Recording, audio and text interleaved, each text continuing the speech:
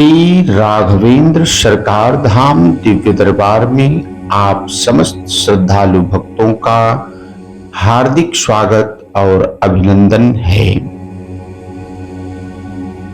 श्री राघवेंद्र सरकार धाम में हम आप सभी का हार्दिक स्वागत और अभिनंदन करते हैं। मैं उपासक अमित महाराज ध्यान की उस पराकाष्ठा में आप समस्त श्रद्धालु भक्तों को लेकर जाएंगे जहां पर परमात्मा के पराशक्ति के दिव्य दर्शन की अनुभूति आप समस्त श्रद्धालु भक्त कर सकते हैं। जो जगत की उत्पत्ति स्थिति और विनाश के हेतु है तथा जो तीनों प्रकार के तापों के नाश करता है, उन सच्चिदानंद स्वरूप भगवान के श्री चरणों में हम बारंबार वंदन करते हैं, शरणागत प्रार्थना करते हैं कि आप समस्त श्रद्धालु भक्तों के जीवन में आनंद स्वरूप सुख शांति एवं धन वैभव इत्यादि चीजें आत्मा के तीन स्वरूप सत चित और आनंद बताए गए हैं।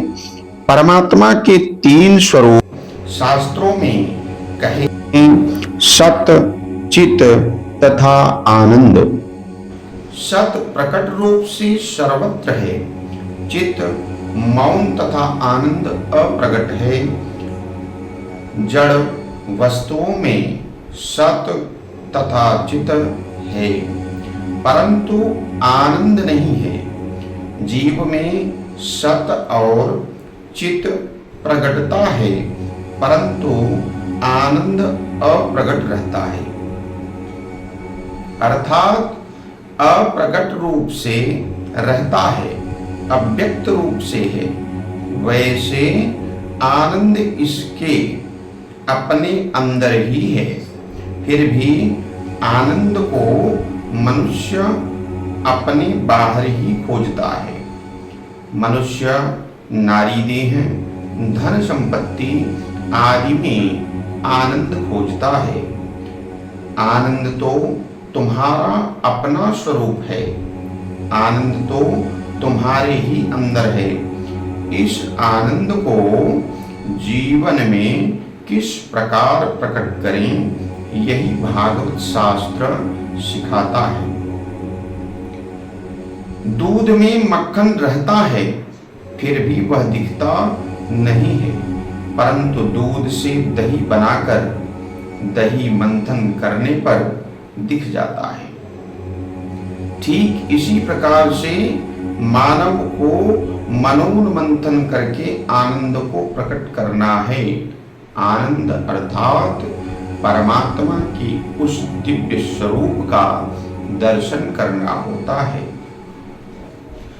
दूध में जैसे मक्खन का अनुभव नहीं होता है, उसी प्रकार ईश्वर का जो कि सर्वत्र है फिर भी उनका अनुभव नहीं होता है। हमने समस्त श्रद्धालु भक्तों को बार बार यही बताने का प्रयास किया है कि यदि आप करोगे तो आपको प्राप्ति होगी, यदि आप नहीं करोगे तो आपको साधना शक्ति पराशक्ति परब्रह्म आदि चीजें झूठी लगेंगी, आपको दिखेगा नहीं, समझ में नहीं आएगा।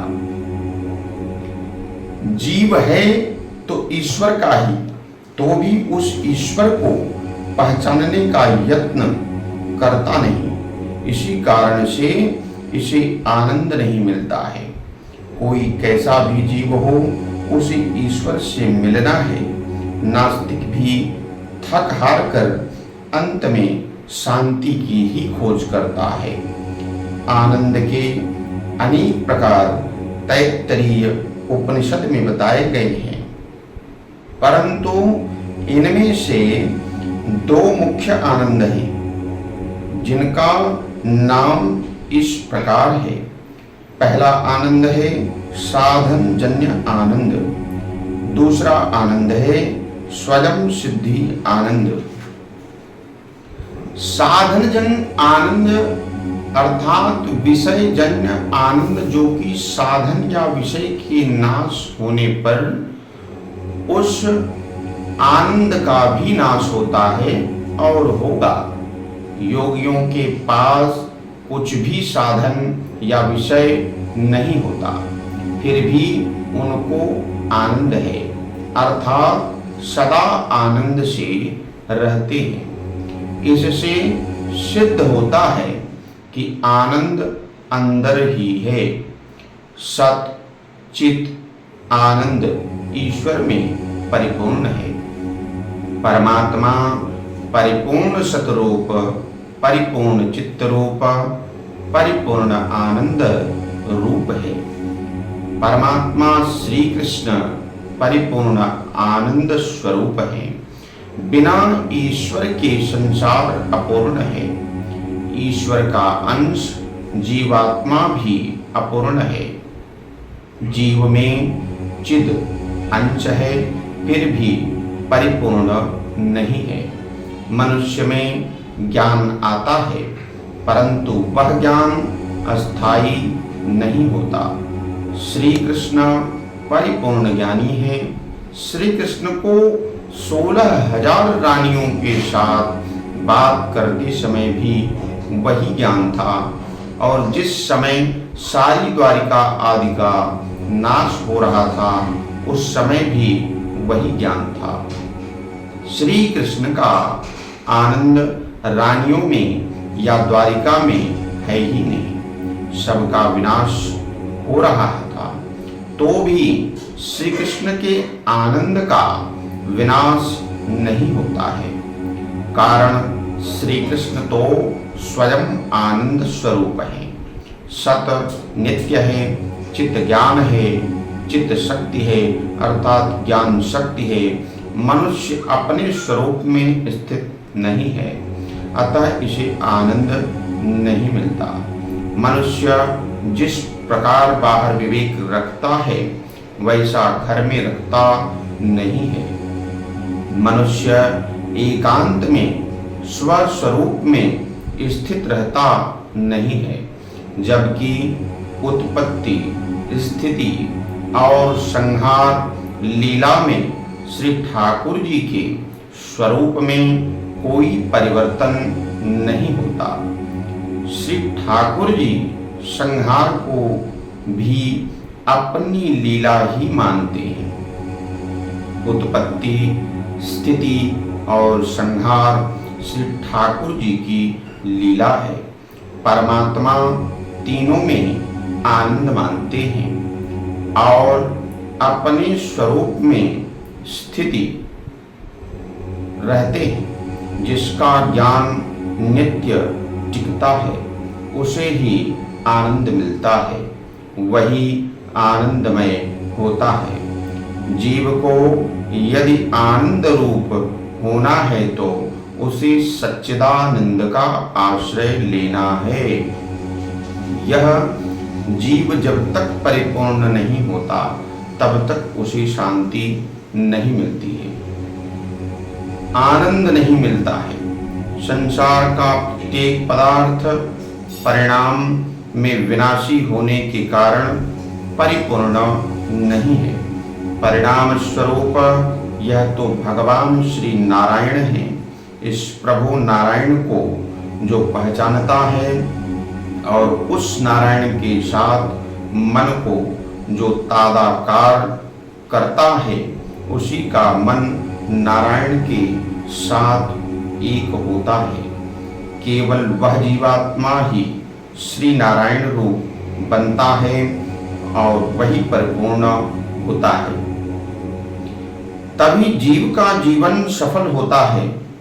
जीव जब तक अपूर्ण है तब तक इसी शांति नहीं मिलती है, और जब तक जीव को शांति नहीं मिलती है तब तक किसी भी साधना में किसी भी ध्यान में अपरोक्ष साक्षात्कार करता है तभी जीव परिपूर्ण होता है।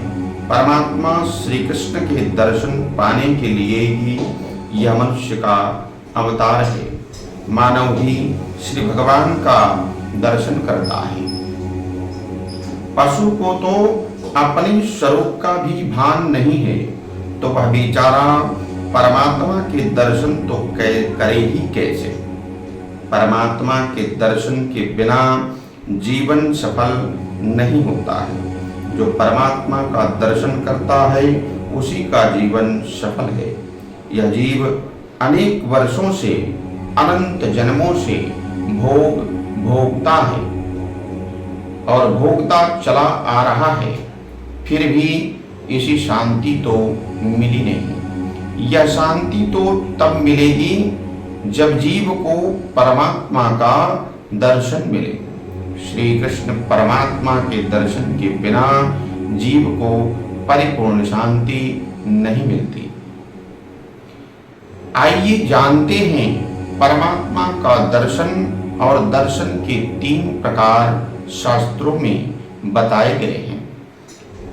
दर्शन अर्थात आप किसी भी शक्ति का प्रत्यक्ष दर्शन किस प्रकार करेंगे, यह हम आप सभी को अवगत कराते हैं। दर्शन के 3 प्रकार कौन से हैं?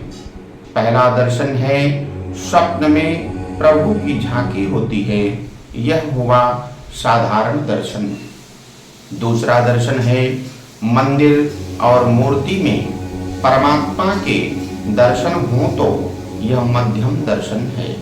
तीसरा दर्शन है ईश्वर का अपरोक्ष दर्शन, यह उत्तम दर्शन है।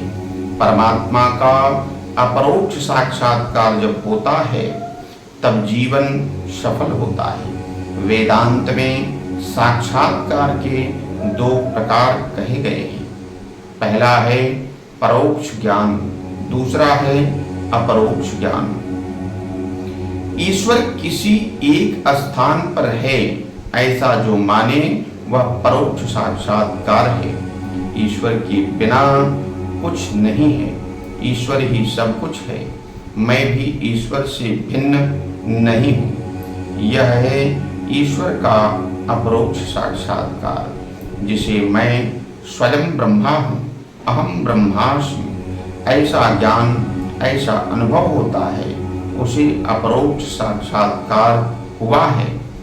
ऐसा कहा जाता है, माना जाता है। देखने वाला ईश्वर को देखते ही ईश्वरमय बनता है, तभी उसे ईश्वर का अपरोक्ष साक्षात्कार होता है। ईश्वर का ही सब में अनुभव करते करते जो इसमें एक रूप हो जाता है, केवल वही ईश्वर के परिपूर्ण स्वरूप को जान सकता है, पहचान सकता है। और वेदांत में इसी को अपरोक्ष साक्षात्कार कहते हैं। ईश्वर जगत में किसी एक स्थान में है, यह ज्ञान भी अपूर्ण है। ईश्वर सर्वव्यापक है, यह केवल एक मूर्ति में या मंदिर में रह नहीं सकते, समा नहीं सकते। मंदिर में प्रभु के दर्शन कर लेने पर ज्ञानी पुरुष जहाँ दृष्टि जाती है वहीं भगवान का अनुभव करते हैं। मंदिर में प्रभु के दर्शन करके बाहर आने पर प्रत्येक में परमात्मा का दर्शन करें। मन जहाँ जाए वहाँ ईश्वर का दर्शन करें, यही है ईश्वर का दर्शन, असाधारण दर्शन। जो परमात्मा मुझे में है वही सब में है। इसी प्रकार अखिल जगत जिसे ब्रह्म स्वरूप दिखता है वही ज्ञानी है। सब में परमात्मा का अनुभव करते करते उसे अपने स्वरूप में भी परमात्मा का अनुभव होता है। परमात्मा के परोक्ष दर्शन से कोई विशेष लाभ नहीं होता है, परंतु जीव जब परमात्मा का अपरोक्ष दर्शन करता है तभी कृतार्थ होता है। ज्ञानी पुरुषों को तो अपने स्वरूप में भी श्री भगवान दिखते हैं। यही अद्वैत है। श्री कृष्ण लीलाएं इसलिए हैं कि इन लीलाओं का चिंतन करती गोपियां अपने स्वरूप में भी परमात्मा का अनुभव करती हैं। हमारे कहने का मूल तात्पर्य यह है, सभी साधक, सभी भक्त जो भी ईश्वर, पराशक्ति या आपसे अलग कोई और भी है इस संसार में जो दिखता नहीं, उसे दिखने का प्रयास ही आपको साधना में शक्ति का प्रत्यक्ष दर्शन कराने में सार्थक होती है।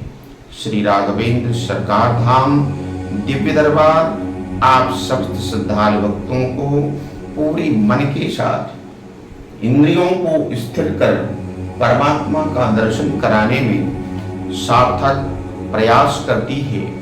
साधना में सभी साधकों को यह चाहिए कि जिस भी शक्ति की, जिस भी पराशक्ति का दर्शन आप करना चाहते हैं, पत्थर की बुद्ध बन जाओ और पूरे ध्यान के साथ उस शक्ति को, अपने शरीर को, अपनी इंद्रिय को और अपने मस्तिष्क को पूरे समर्पण भाव से परमात्मा में लगा दो। आपको मैं गारंटी देता हूँ कि आपको उस शक्ति का दर्शन अवश्य होगा। आज हमने आप सभी को साधना करने की एक छोटी सी टुकड़ी बताई, जिससे आप शक्ति का प्रत्यक्ष दर्शन कर सकते हैं। धन्यवाद।